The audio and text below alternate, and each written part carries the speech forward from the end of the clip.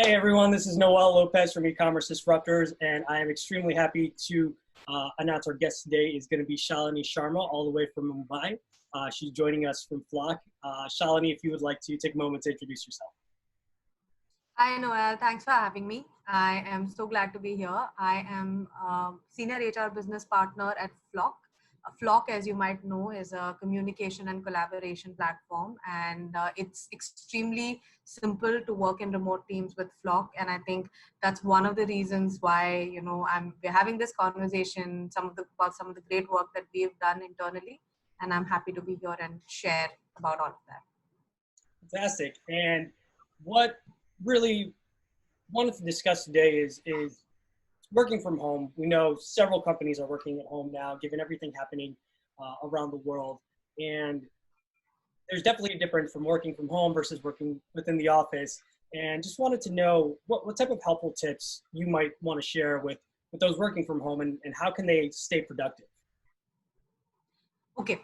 So I've been working from home since the early part of my career. I was working with Deloitte, initially, where we have, large remote teams. After that, I was working with AB InBev, where again, we were working in teams located globally.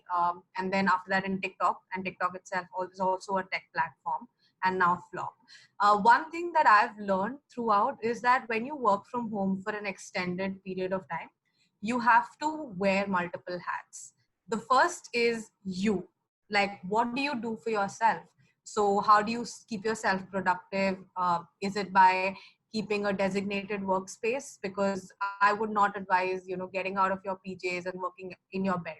Because psychologically, you always associate the bed to sleeping and probably a work desk to working. Right, And yes, that's it. So I think the first important thing is to have a dedicated space of your own. It's also important to simulate a similar work environment that you would have in office, or something that works for you. So if you want to take frequent breaks after every 30 minutes, after every 1 hour, usually when we sit down to work at home, we just burn ourselves out. Like, we work straight through, and then towards the evening is when we start getting fatigued. So set a cadence that works for you. Take frequent breaks. Keep yourself hydrated. When you're at office, you tend to walk around a lot. You tend to meet a lot of people. That's something that you don't do at home. So I think the second part is working as part of a team. So what do you do for yourself? Then what do you do for your team? If you are a manager, the responsibility on you is all the more, because you have the responsibility of ensuring that all your team members are feeling heard, are feeling connected, are feeling as part of that one team where they know what each person is working on. So you have to facilitate those conversations, whether you do it via hosting a daily stand-up, or like in Flock, what we do is we have a channel where we can just discuss updates at the beginning of the day, at the end of the day, or if you want to have frequent video calls. So it's important that you facilitate communication, you facilitate collaboration as a manager. And I think the third is, if you're not a team manager, if you're just part of a team, what do you do, right? A lot of times it happens that we work and, we're probably free, and then we just say, okay, fine, you know what, I'm going to just go take a break or take an afternoon nap, or, etc. But maybe, you raise your hand and say that, hey, does anyone in the team need help? I can possibly help you out. Right? Or I have too much on my plate. Can someone take this workload off me? So you have to play multiple roles. And I think that's how you can stay productive and relevant to your teams. Right. I think you bring up a great point. And even, starting this whole process very quickly, I myself set up a space where, hey, this is going to be my work area. Let me make sure to segment this out. And I did find that was extremely beneficial for me, because at that point, you don't want to work in bed. You don't want to just work on the couch. You want to make sure that you have some type of structure to follow what you have within the office, which is, I think, essential to that productivity, as well as burning yourself out. I know several people are working even more now, depending on what industry you're in, given the level of demand that's come up because of everything going on. So it's being able to balance that with your home life, because they're both now together.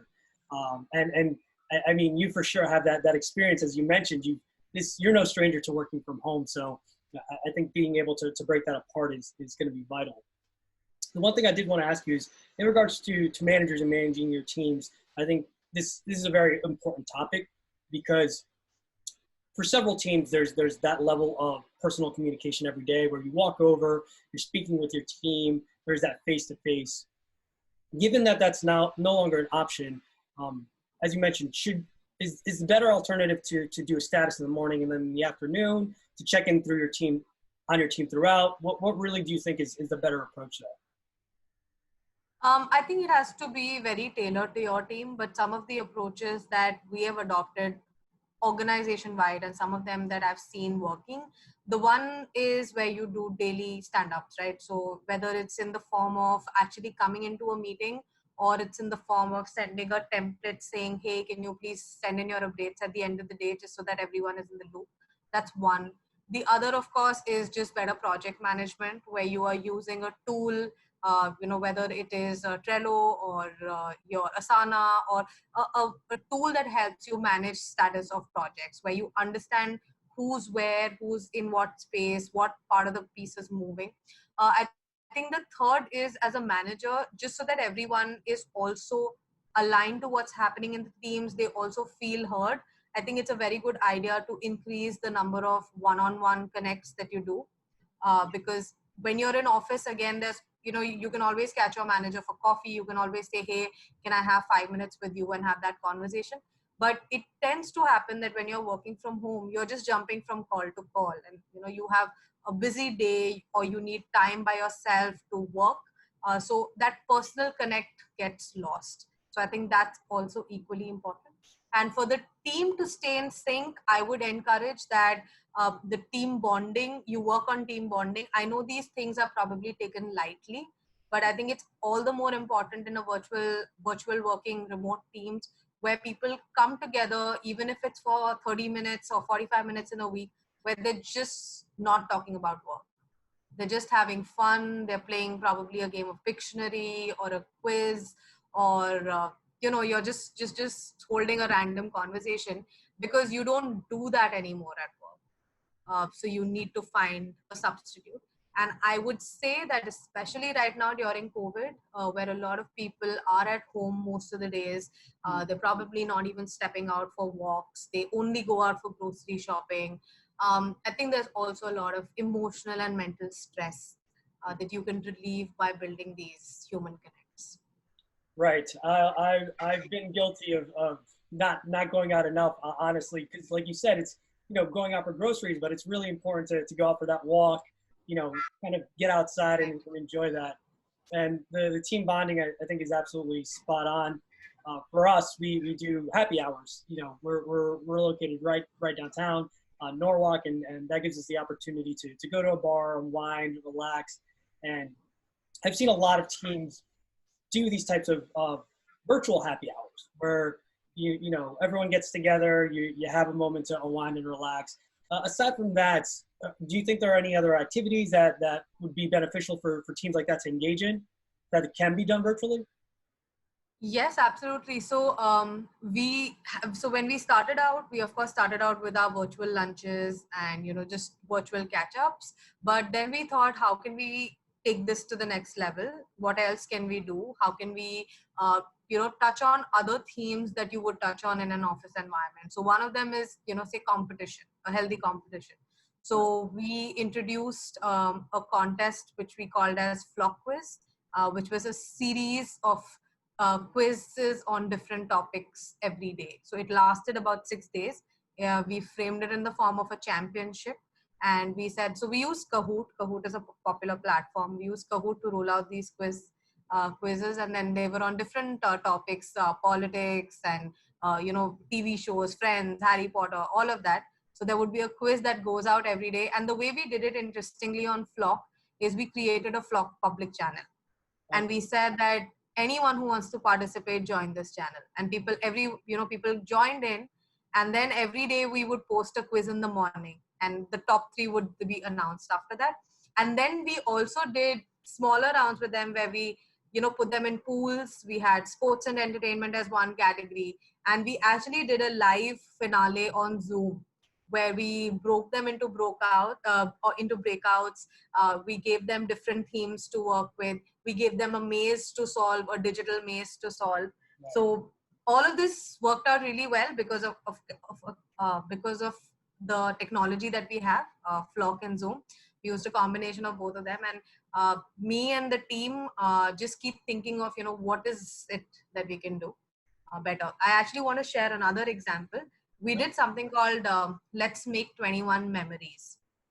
Okay. So in India, we basically had a lockdown that was announced soon after coronavirus hit the country. So our prime minister said that, there's going to be a lockdown for 21 days to begin with. So the next day on Flock, we launched a challenge where we said, let's make 21 memories together instead of considering this as 21 days of lockdown. Right. So we again invited people on a Flock public channel, and every day we would post something that they could do, like, what healthy meal are you having today? Send a picture to us, right? Or who's that one person at home that you spend a lot of time with, or share a picture of your pet. And then people shared pictures. They started talking about it, and now after those 21 days, all of us knew so much more about each other. Right. It's really bringing everyone together, even though we're experiencing this type of separation. And I think the great thing about that too is the positive spin. Rather than look at this quarantine negatively, it gives people the opportunity to be with their families a little bit more. It's a little more hectic, but you get that quality time that you wouldn't get otherwise. So definitely putting that. We saw people participating in these challenges along with their family members. Like They would wait for the challenge to come out, and then if the challenge was like, say, a clapping, make a clapping video, then people would wait for that to come out, get their families together, participate with them. And a lot of people reached out saying that, we thought that we're going to be alone, or we're going to be, feel lonely throughout this entire time. But now we actually look forward to this, and we are also getting to know our colleagues better. Right, absolutely. And I think just, through these types of videos, even, some of the ones you see, like TikTok videos, for instance, these dances, you'll see a lot of, now families are doing these all collaboratively or making these types of videos and sharing that. So it's really bringing together people in a new, unique way, and also a more vulnerable way. People are seeing a little bit more of everyone's lives and being very empathetic around it as well, which is very interesting. So building off of that, it sounds like you've been able to really bring this personal component, that team building process online. In regards to a business standpoint, in terms of communication and other processes, how would you recommend that businesses shift that for the online, for that online experience for the time being? Okay, so few things that any business needs to look at is what kind of processes, technology, and systems do they have, and how is their workplace structured? I mean, these are the fundamental questions obviously we have to look at. Technology is a big enabler, like all of us know. I mean, the internet and the different tools and the resources that we're using, the only reason we are able to talk today or have virtual meetings. So if you can adopt technology at the right time, I think that is something that would make a huge difference. So in our case, if I have to talk about Flock, we had a very robust onboarding experience planned for all our new hires who came in. Right. So it was one day of them going through understanding what is Flock's culture, DNA, vision, mission. They also get a chance to interact with multiple people from payroll, compensation, facilities, IT, finance, all of that on day one. So that is one enriching experience and connects that they make on day one. Now, when we go online, how do you take this process and how do you replicate it virtually? I mean, one is, of course, that you can have Zoom calls, but there is, an amount of retention that a person can have. Right. When they're in office, we kind of get them to play, say, a game of treasure hunt or, a scavenger hunt or games. So we do that in batches together. But the idea of, I think, two things that I want to say. First is how ready your organization is. And secondly, how can you adapt? So going online does not just mean take what you have and put it online. It also means adapting it to that technology. So now if I have a new hire who's sitting in front of a monitor for 8 hours, I also have to design it differently, where some of it is going to her or him on a website. Some of it is going to them as a quiz. Some of them is going to them as a content that they can read up on later. And some of them is going to them as, just an ask me anything session, ask me anything session. Gotcha. It's So really, the idea is designing. yeah, Yes. it's a format and making sure you can put that in a way that's still going to be digestible. Because I agree. One thing that I've heard is a friend of mine actually just recently started a job and expressed the difficulty in that ramp up period and having to do that all online. And in terms of, it sounds to me, is just really making sure that you can tailor what you have now to reflect appropriately online versus leveraging everything exactly as it is. Yes. And also, I think a diagnosis of what your current processes are, which of them can be taken online and which of them can't be. So I think, from the HR perspective, one of the most crucial aspects is running payroll every month. It has to run like clockwork so that people get paid. So I think when we realize that, so I'll tell you the journey that we had as Flock during the COVID times. There was a time that a lot of organizations realized that they should be working from home. I feel like we had realized that 3 weeks before that. Hmm. So we had a lot of lead time in which we could prepare. So even before there was a mandated work from home in India, or we have an office in Boston also, where before people decided or chose to work from home, our CEO came forward with extremely responsible leadership and said, you know what, let's do a mock work from home drill. 3 days, everyone works from home, despite whatever their role is, despite whatever they do. And in those 3 days, we figure out everything that's wrong with what we can and what we cannot do online. Right. So we find out all the loopholes. So those 3 days, like, it was decided today, we announced it, from tomorrow everyone is working from home, and those 3 days actually helped us prepare so that we understood what is it that we can and we cannot do when everyone is working from home. Right, and that's incredible, and because it really did give you that lead time. You had the opportunity to truly evaluate. Okay, online this doesn't translate quite as well as it would in person.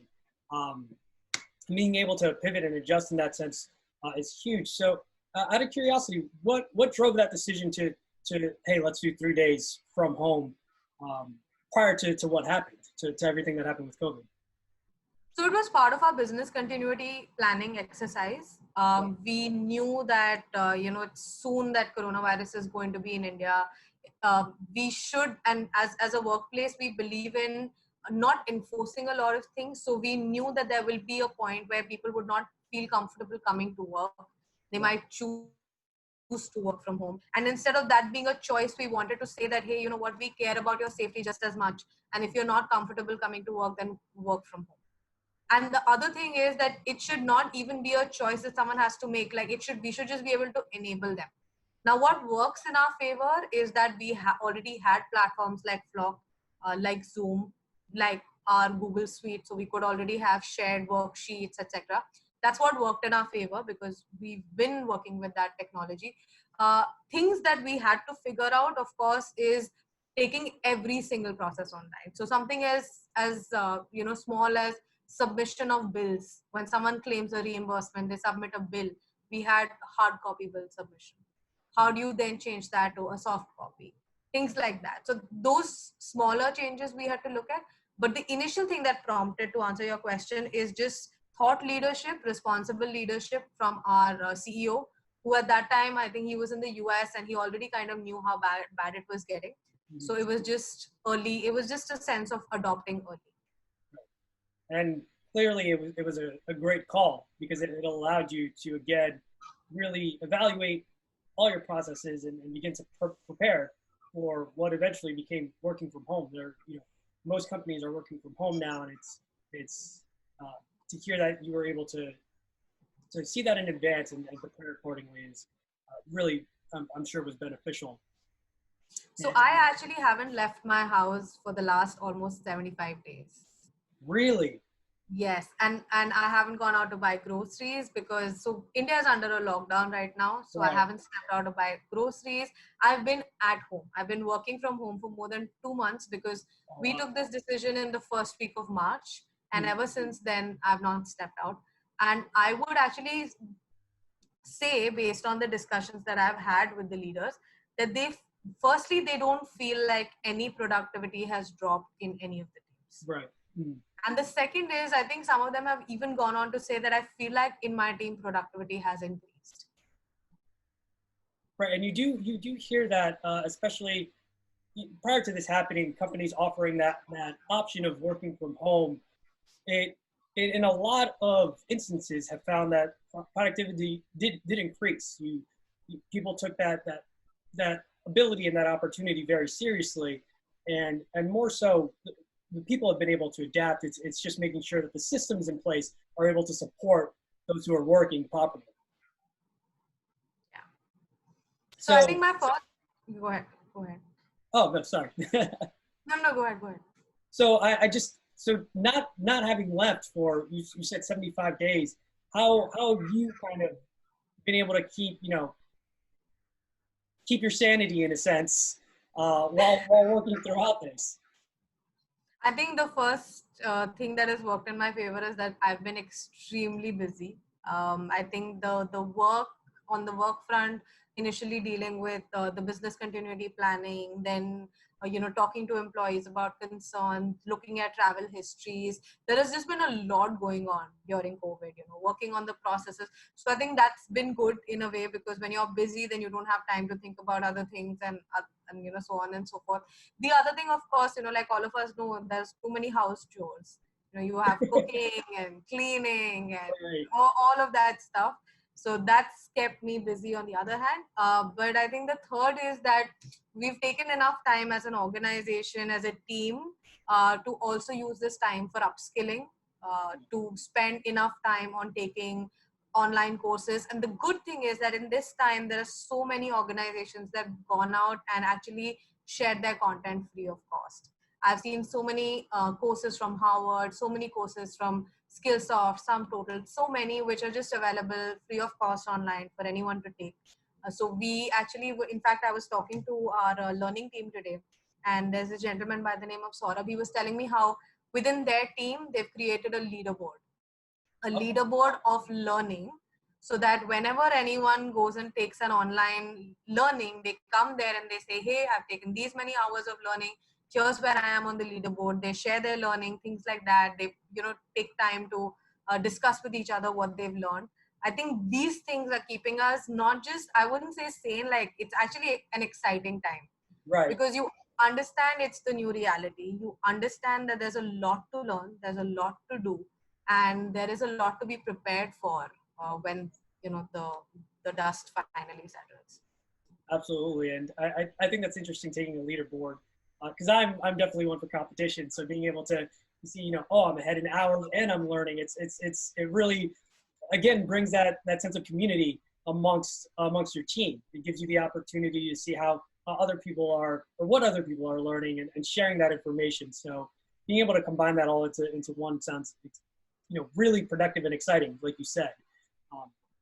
So definitely want to highlight, while there are several things, it's with COVID that have been terrible. It's highlighting, and I've said this, in previous podcasts, highlighting the silver lining, seeing what we can take away from this and move forward with. So I did want to say thank you again for joining us on the podcast. For our listeners out there, really the takeaways: make sure you're not working in your bed. Have yourself a nice space. Try to give yourself breaks throughout the day. You don't want to burn out. So make sure that you're getting out there and really making the most of it, as well as keeping open lines of communication with your team. Flock being a great example of how you can do that through different channels and direct conversations, as well as making sure that the structures that you do have in place are functioning for you online versus how they were functioning previously, and tailoring them. So all of that really just kind of a great takeaway. Thank you so much for the tips. I know I'll be applying some of those, especially the getting out and taking breaks is definitely very important. So, and thank you all the way from, again, Mumbai. Thank you so much. Thanks for having me. I had a great time. Thank you so much.